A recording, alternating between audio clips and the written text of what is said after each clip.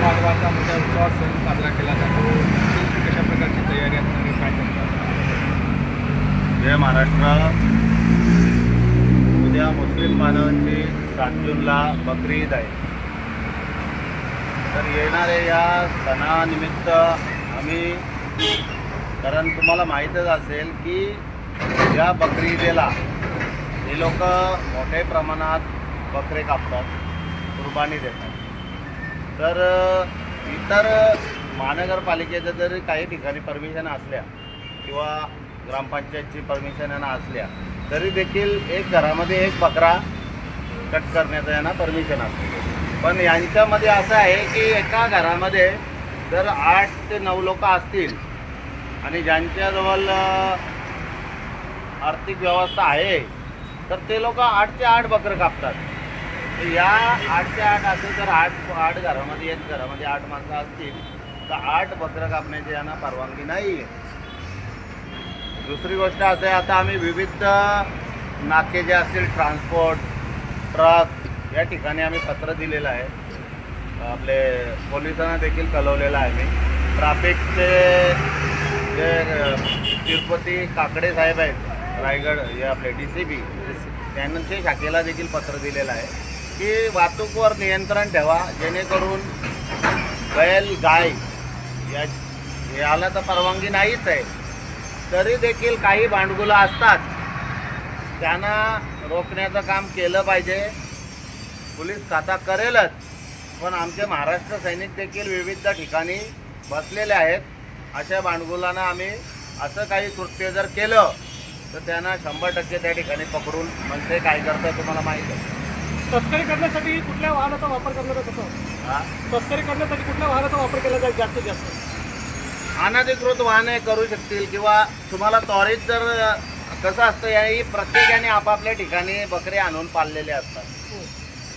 तर त्या अनुषंगाने जर सोसायटी असेल, आजूबाजूला मोठ्या प्रमाणात सोसायटी असेल तर तिकडं त्वरित वाहन कुठले असते तर रिक्षा असते.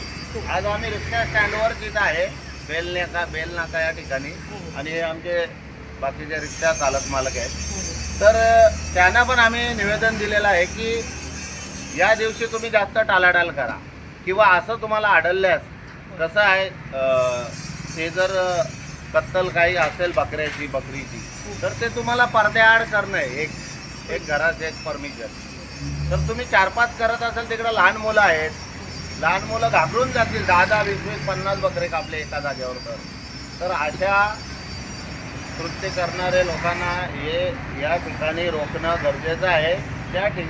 त्या अनुषंगाने आज आम्ही तुमच्या माध्यमातून हा मेसेज पोहोचवतो की जिथे पण ट्रक, टेम्पो किंवा सोसायटीचे आपले काही लोक असतील त्यांनी आमच्याशी संपर्क साधावाच, पण पोलिसांशी संपर्क साधला पाहिजे, जेणेकरून आपल्यालाही येणारे जे कत्तल होतील काही अनधिकृत ते रोखणं गरजेचं आहे. पाहायला गेलं तर सुप्रीम कोर्टाचा आदेश आहे की किंवा जे धार्मिक सण मुस्लिम समाज करत असतात तर तुमच्या राहणाऱ्या रेसिडेन्शियल एरियापासून काही अंतरावर या ठिकाणी पब्लिक राहत नाही अशा, आणि त्या मंडप टाकून किंवा गुपित अशा ठिकाणी लोकांना संपर्कात येणार नाही, अशा प्रकारची तुम्ही काळजी घेतली पाहिजे. पण या ठिकाणी नागरिकांचं किंवा मुस्लिम बांधवांचं पाहायला मिळत नाही, किंवा सोसायटी असतील किंवा ओपन ठिकाणी बकरी ईद साजरी केली जाते, त्यांना काय आदेश देतात? काय त्याच्यासाठी प्रशासन आहे आणि मनसे देखील आहे, पण असे ठिकाणी कापत असतील तर तुमच्या अनुषंगाने आम्ही मेसेज देतो त्यांना की सतर्क राहा मनसे पण आहे, महाराष्ट्र आहे हो, इथे असं काही चालणार नाही. तुम्हाला कायदेशीर दिले असेल त्याच ठिकाणी करा, पण जे कायद्यानुसार आहे तेवढंच करायचं, बाकी काय करायला जायचं. काही तलोजा परिसरामध्ये तलोजा बेदोन या ठिकाणी ज्या ठिकाणी गणपतीचं विसर्जन केलं जातं अशा ठिकाणी उद्या बकरी ईदची त्या ठिकाणी बळी देणार आहेत. या ठिकाणी कशासाठी कुठे तलोजा आयशा हॉटेलच्या समोर जे ओपन मैदान आहे त्या ठिकाणी जो आपल्या हिंदू बांधवांचा गणपती विसर्जनाचा तलाव बनवला जातो, त्या तलावाच्या ठिकाणी त्यांनी मंडप टाकून त्याची अनधिकृत म्हणजे परवानगी सुद्धा नाही आहे आता त्यांचे नागरिकांचं म्हणणं आहे.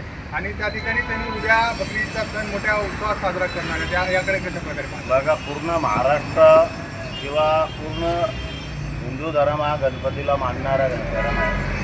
जर अशा ठिकाणी असं काही कृत्य होत असेल तर आम्ही त्या ठिकाणी पाहणी करायला जाऊ. दुसरी गोष्ट, प्रशासनाला देखील याची दखल घ्यावी लागेल. आपले पोलीस बांधव आहेत, तर अशा ठिकाणी हे सगळं कृत्य होऊ नये. कारण आपण जर आपला कीर्तन साप्ताह असेल तर त्या ठिकाणी त्या दिवशी गावामध्ये देखील कोंबडीचा धंदावाला असेल किंवा आजूबाजूला आपण बंद करायला लावतो.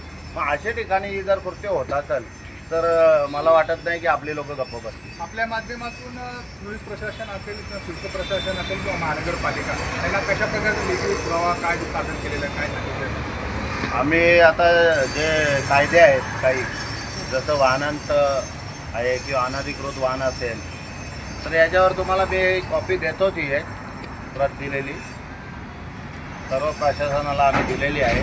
विविध नाक्यांना दिले, टेम्पो ट्रान्सपोर्ट किंवा आपल्या सोसायटीमध्ये. तर यांना कसं सतर्क राहणं गरजेचं आहे. याच्या अगोदर काही होत होतं, आता हे असं होऊ देणार नाही. कारण आपल्याला देखील ज्या काही घटना आता घडत आहेत प्रत्येक आवारामध्ये अनधिकृतपणे, त्या रोखणं गरजेचं आहे. भाई, असं वाटतं का की महानगरपालिकेची जी परमिशन त्यांना दिलेली आहे ती चुकीची दिलेली आहे? कारण बघता तुम्ही आत्ताच साहेबांनी विचारलं की गणेश घाट जिथं आपल्या गणपतीचं विसर्जन होतं त्या ठिकाणी साईडला मंडप टाकून तिथं कत्तल केली जाणार आहे. नाही, हे आम्ही पाहणी करू, कारण त्या ठिकाणी चुकीच्या ठिकाणी दिलेली आहे. ती कुठंतरी जागा त्याही बदली करायला पाहिजे. कारण आपण ज्या गणपतीला देवाला मानतो, भले तो दुसरे कोणाचा असो, प्रत्येक धर्मियांचा असो, त्या ठिकाणी कोणच करून देणार नाही इतर. कारण हे महाराष्ट्र आहे, आपण काही दुसऱ्या ठिकाणी राहायला नाही जात. पण आपल्या इथं जर असं होत असेल तर चुकीचं आहे. तुम्ही कठोर भूमिका नक्कीच घेणार? 100%. काही राज ठाकरे यांची भूमिका आहे की आम्ही उद्धव ठाकरे यांनी काँग्रेसची साथ सोडली तर आम्ही